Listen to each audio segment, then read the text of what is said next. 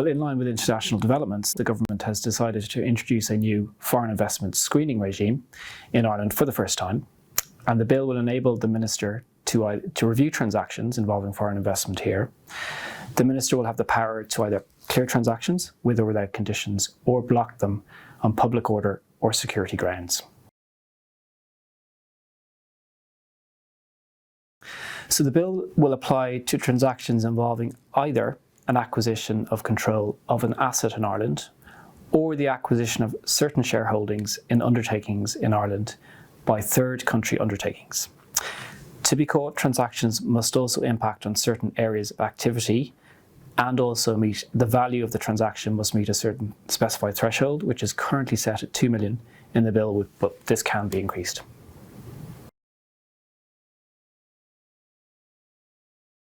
The third countries are in fact any country outside of the EU, the EEA and Switzerland. So that includes the United States and the United Kingdom.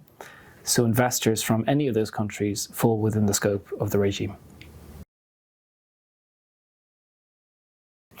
So the relevant activities consist of, in broad terms, critical infrastructure, critical inputs, critical technologies, access to sensitive data and information, and the media.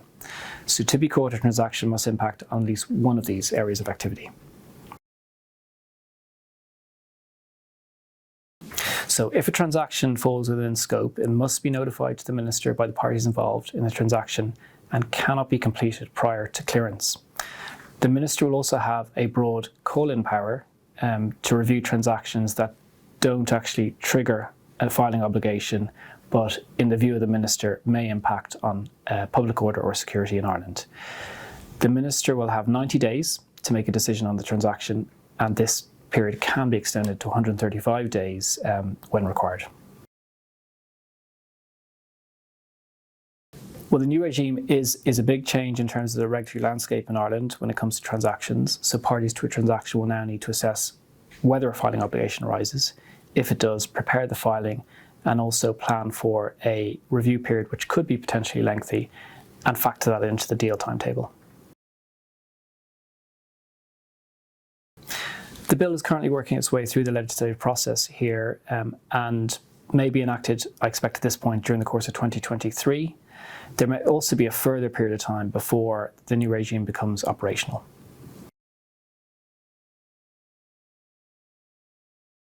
So for further information, please contact a member of the Competition and Regulated Markets team here at Arthur Cox.